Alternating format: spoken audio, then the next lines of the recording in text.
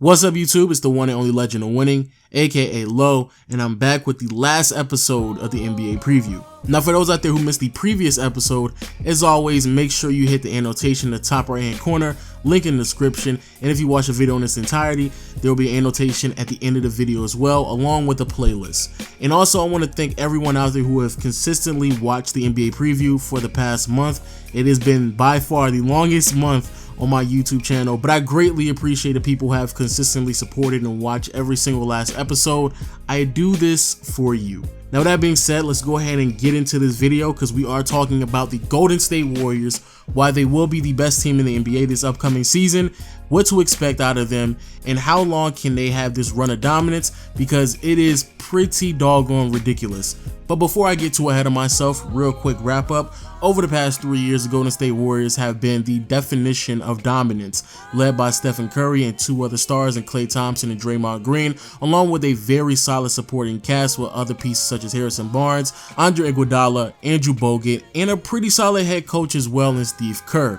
In this 3-year run, they made the finals every single year, won 2 championships, and broke the regular season record for most wins in the 2016 season. Unfortunately, they lost the NBA Finals in the 2016 year to the Cleveland Cavaliers, but they bounced back and got Kevin Durant in free agency, which a lot of people alluded to the idea that it broke the NBA. And to be completely honest with you all, it does seem a bit unfair, especially the way that the contracts have been set up to allow Kevin Durant more than likely to stay on this team for the long run. And speaking of the contracts and trying to have this dominance go on as long as it possibly can, we had to speak about Steph Curry and the contract that he received, which then leads us to our summer of social media for our clip of the day. Time MVP, maybe the greatest shooter in this game, will remain with the Warriors for the next 5 seasons. Steph Curry gets $201 million. So shout out to Curry. As always, I'm never going to hate on anybody who's going to go out there and make their money. Never that, because, you know, that's just not in my nature. And also, speaking of social media, before we actually transition, I don't know what's going on with Kevin Durant because he's bugging out here. This whole making false accounts. I've never in my life seen a grown man do that. You need to get yourself checked out because you need some help, because you got problems. But with that being said, people, let's go ahead and transition to our contracts and our depth charts so you can figure out what's going on the back end, and you can also look at this roster. So when it comes to the Golden State Warriors, we got to do a little bit different because they had a lot of movement in the offseason. Curry signed that 5-year, $201 million extension. Durant signed that 2-year, $53 million extension. Sean Livingston and Iguodala signed 3-year deals as well. And then you have Nick Young and Omir Caspi. And then after that, we have David West, Omir Caspi, and JaVale McGee signing 1-year veteran minimum deals. Now, the reason why this is so interesting is because, one, Curry was supposed to actually receive a 5-year, $205 million contract, but he cut a little bit off the top, and I'm assuming that was just to make some more room for some veteran minimum contracts. And then also Kevin Durant is taking pay cuts as well. Now, when it comes to overpaid players, in my opinion, there are no overpaid players, which again is phenomenal for this team.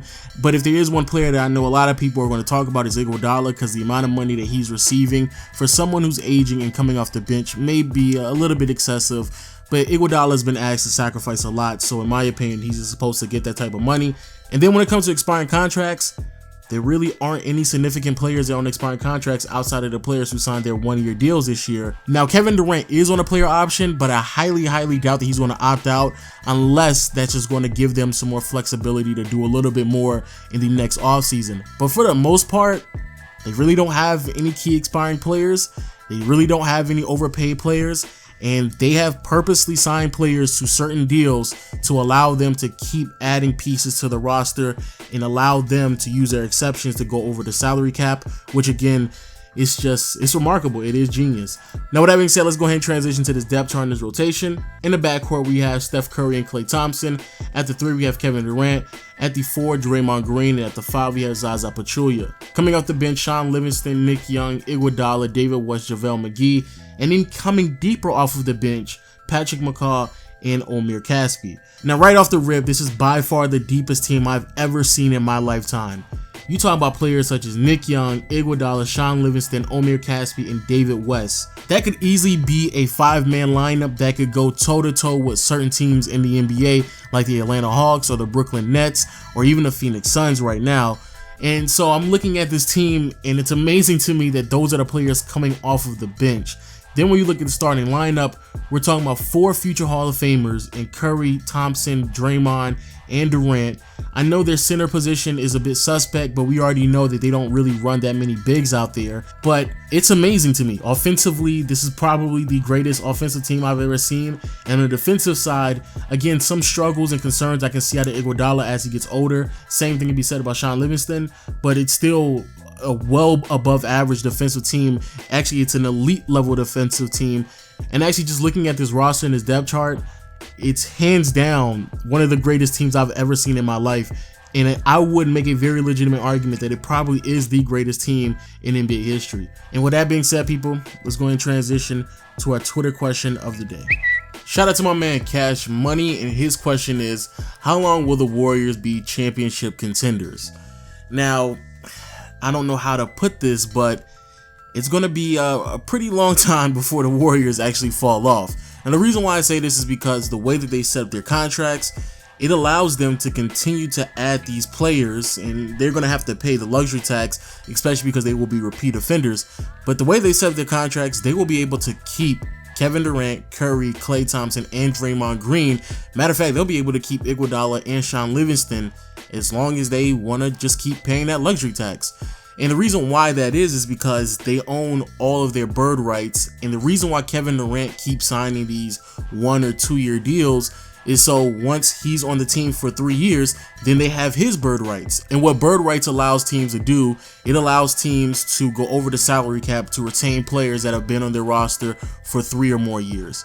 And so with that rule in place, they have been able to consistently utilize that to their advantage.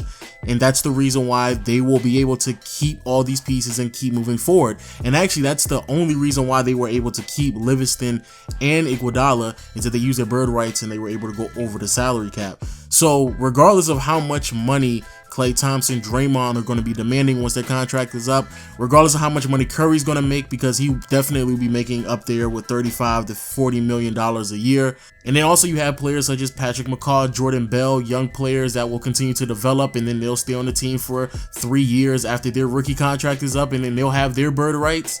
Honestly, there's no way that this team is falling off anytime soon. And that's just the way that dynasties occur, and that's how you build a legitimate franchise. And so when we talk about them falling off, or we talk about how long they're going to be championship contenders, we're talking about basically Kevin Durant and Curry becoming so old that they're just not up to the task of keep going deep into the playoffs. That's basically what we're referring to. And so finally, we have our last segment of the day. What exactly is it going to take for this team to win a championship? Or really, what is it going to take for this team to lose the championships?